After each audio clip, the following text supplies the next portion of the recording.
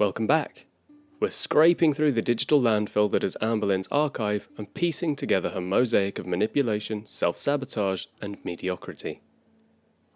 In today's descent, we're covering her infamous Week 2 weigh-in, in which she finally dares to utter the truth that we'll hear in 2,000 different flavours across her career. I set goals and don't follow through. There's also a paranormal purse, hand-holding with Crystal before she stabs her in the back, and a confession vlog, where she bravely admits that she's already failed. Again. We open the episode on nothing. Amberlynn Reid filming in a messy room mid-clean, greeting us with the energy of a dial tone and the charisma of a deflating balloon. The content? She did squats. 80 of them. Possibly. She sounds unsure.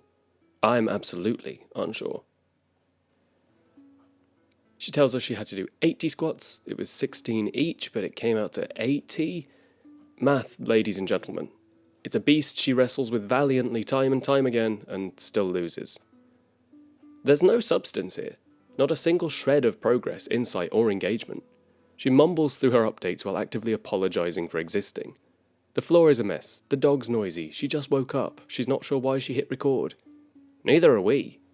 There's no thought, no joke, no plan. Just, I did squats. My heart was beating. Breathing occurred. Thank you for the medical update, Dr. Reid.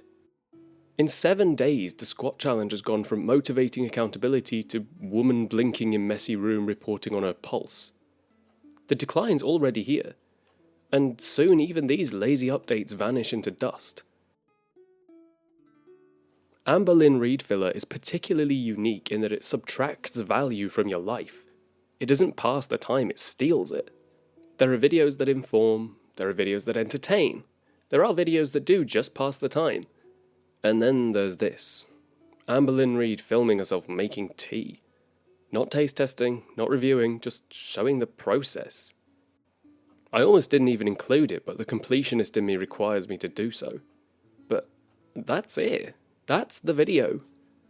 Thank you, Amber. You're truly revolutionising the beverage space. There really is no point to this one. It's just Amber showing how she drinks a single brand of tea as though she's cracked the code of the universe.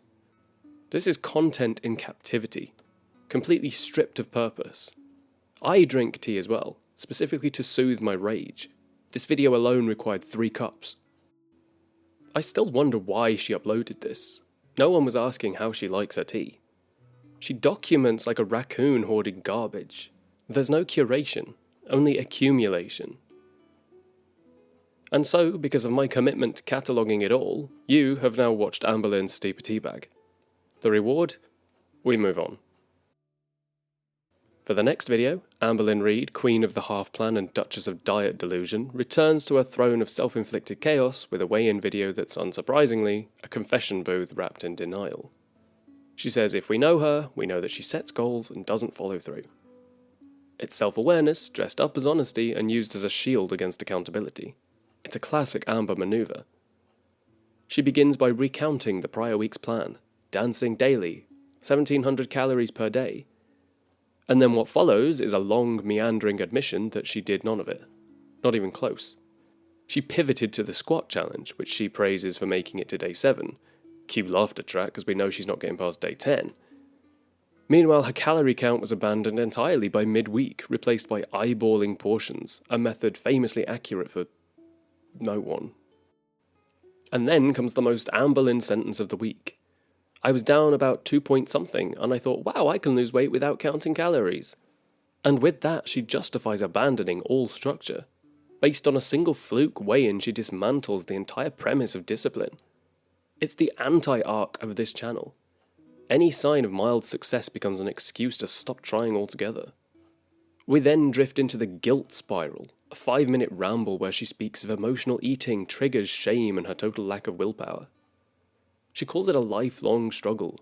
She blames weekends, takeout, emotional instability, and even her own accuracy at calorie counting for ruining her chances. It's the rhetorical equivalent of running in a circle, falling over, and blaming gravity for being rude. She set a goal, 1,700 calories per day, exercise daily, lose 3 pounds. She did not track calories, she did not exercise consistently, and she lost nothing. 368 to 368. But even here, she reframes the failure as not that bad because it could have been worse. It's a masterclass in mediocrity management. And then finally, we're treated to next week's goal list, identical to the one she just failed, except now with an asterisk for Thanksgiving, because she won't be counting calories that day or thinking about her health. The sacred day of stuffing and self-sabotage. Even her future plans are preloaded with excuses. This video is the first one that perfectly encapsulates Amberlynn's entire channel. Set goals, pretend surprise when they're abandoned, blame emotion, environment, and everything else except personal responsibility, and then rinse and repeat forever.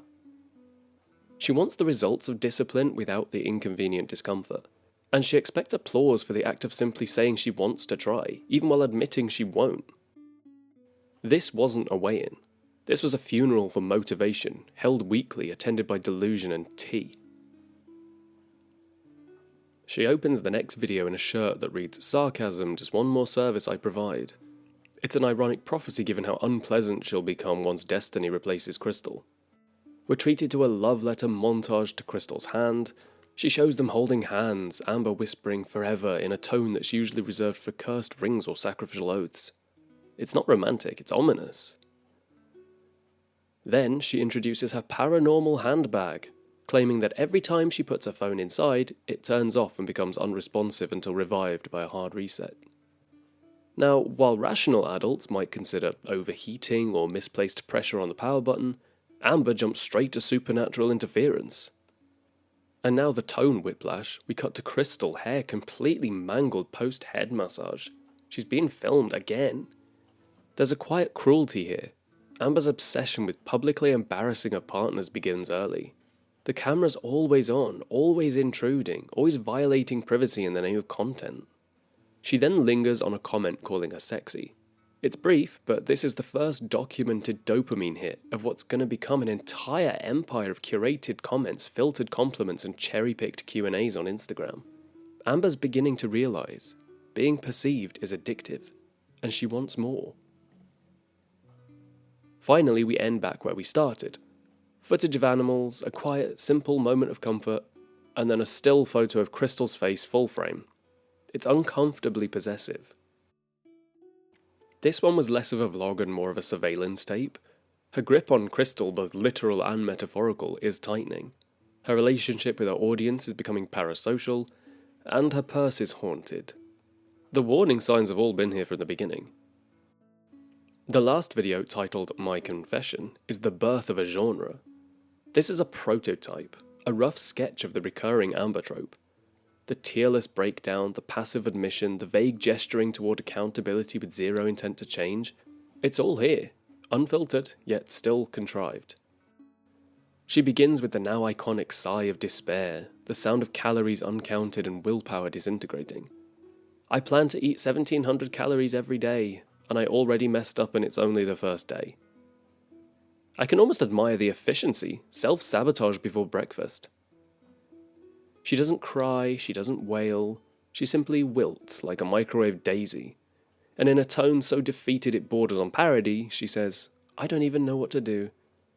No, sweetie, that much is clear. And then comes a slight shift, a moment of strategic transparency. I just felt like maybe I should be honest, instead of telling you next week that I messed up. That is a rhetorical sleight of hand. She's not being honest because she's brave. She's being honest because she thinks we'll find out anyway. This isn't accountability. It's damage control. It's a preemptive justification.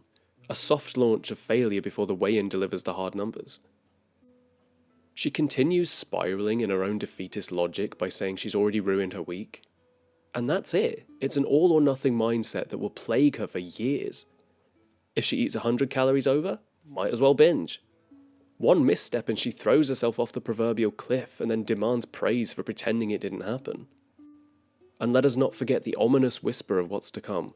"I don't even know if I'll post this," she says. Darling, you always post it. And not only that, you learn to monetize it. This is the moment that she learns that failure pays. Being broken gets views. Confession, not progress, builds an audience. This confession video isn't anything special on its own. It's the seed of a cycle that'll repeat itself in 800 variations across a decade. A cycle of fake breakdowns, vague plans, instant failure, and heartfelt honesty that always somehow comes with a thumbnail and monetization. So no, she doesn't cry, but she does something far worse. She invites you to feel sorry for her, without ever intending to change. And there it is, ending with another whimper. No weight loss, no willpower, and no surprises. She admits that she doesn't track her calories, she claims to be inspired but remains standing still, and in her confession she once again offers failure dressed as vulnerability. It's not progress, it's branding. And the delusions are only going to get bigger, the hand-holding gets more uncomfortable, and the downfall never really ends.